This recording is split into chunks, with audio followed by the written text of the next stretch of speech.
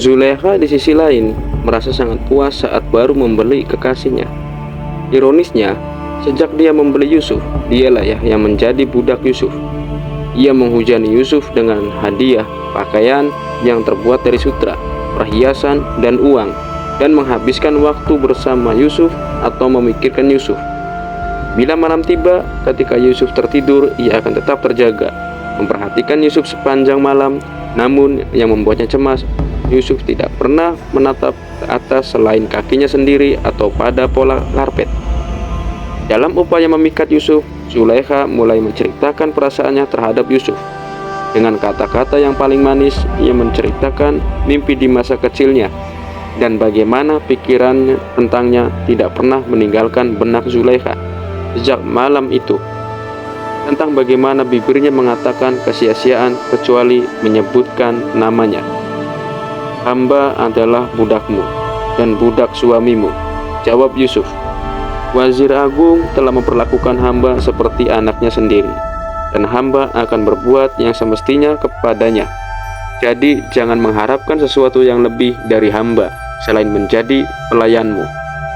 Sebenarnya, jika engkau merasakan apa yang seperti engkau ungkapkan, engkau seharusnya tahu bahwa orang yang hatinya telah diberikan kepada seorang sahabat tidak lagi memikirkan dirinya, melainkan merelakan dirinya sesuai harapan sahabatnya. Kebahagiaannya terletak pada apapun yang sahabatnya inginkan, dan harapan serta keinginan hamba adalah menjadi pelayan bagimu dan suamimu." Semakin Zulaikha memaksa, semakin Yusuf menolak. Karena itu, Zulaikha memutuskan untuk mencoba pendekatan yang berbeda. Hari berikutnya, ia mengirim Yusuf ke taman miliknya. Di antara pepohonan, antara dua aliran sungai dan hamparan bunga di mana burung kenari dan burung-burung lainnya berkicau, dia meletakkan sebuah ranjang dengan spray dan bantal satin. Lalu ia memilih selusin pelayannya yang paling cantik dan mengirim mereka untuk menemui Yusuf. "Aku ingin kalian melayani Yusuf dengan seluruh jiwa dan raga kalian," perintah Zulaikha.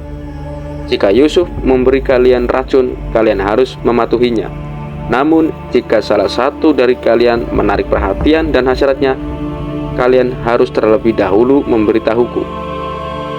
Bila Yusuf tertarik pada salah satu gadis itu, pikir Zulaikha, dia akan bertukar tempat dengan gadis itu dalam gelapnya malam dan menipu Yusuf hingga bercinta dengannya. Tetapi upayanya gagal. Keesokan harinya, Zulaikha pergi ke taman dan menemukan para pelayannya duduk mengelilingi Yusuf sambil menatap Yusuf dengan penuh ketaatan. Ketika Zulaikha mendekat, dia mendengar Yusuf sedang membicarakan Tuhan dan menyuguhkan bimbingan spiritual kepada pelayan Zulaikha yang telah berubah ke jalan menuju penyatuan. Dalam rencana lainnya, Dayang Zulaikha mengusulkan agar Zulaikha membangun sayap bangunan baru di istananya untuk Yusuf. Seluruh dinding sayap baru bangunan itu dipenuhi lukisan Yusuf dengan Zulaikha yang sedang berpelukan.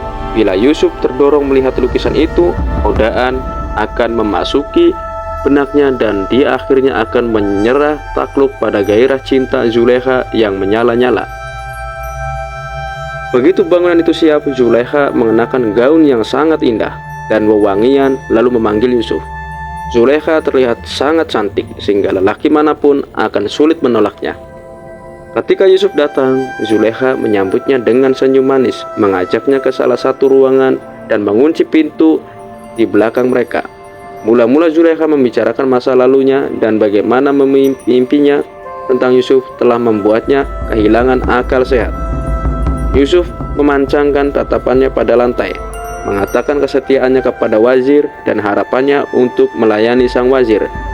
Zulaikha membawa Yusuf ke ruang kedua melalui pintu penghubung dan mengunci pintunya.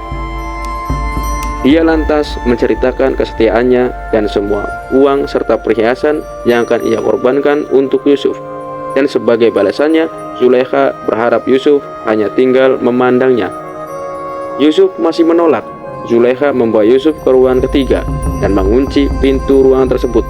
Tapi Yusuf bertahan, mengatakan bahwa ia tidak pernah mengkhianati gurunya atau melakukan dosa cabul.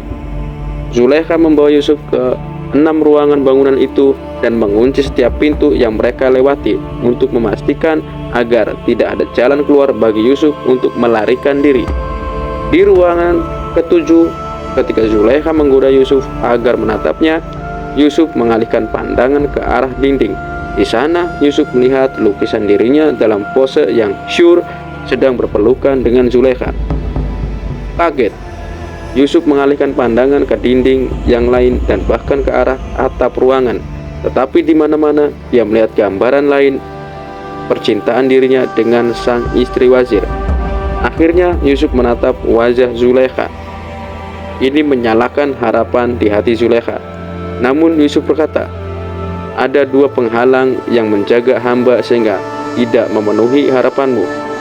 Yang pertama adalah jawaban kepada Tuhan, dan yang kedua adalah menghadapi wazir.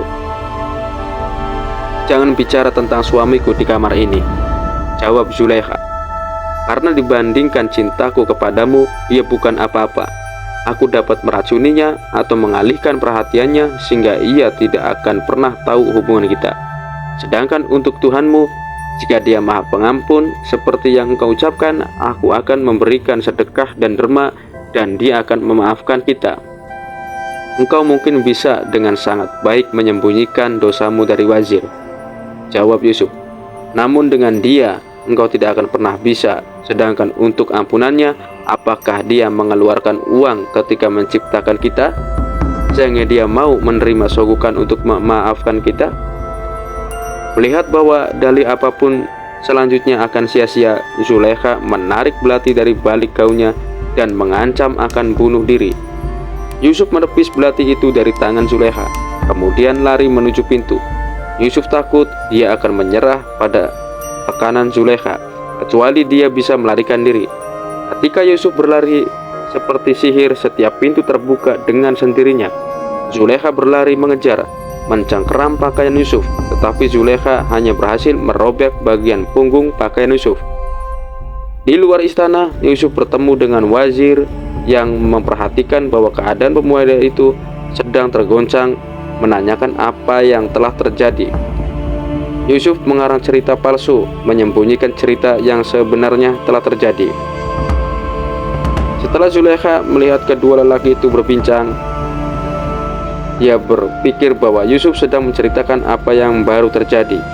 Zulaikha berlari menemui wazir, berteriak dan menangis, mengatakan bahwa Yusuf sudah coba memperkosa dirinya dan meminta keadilan ditegakkan.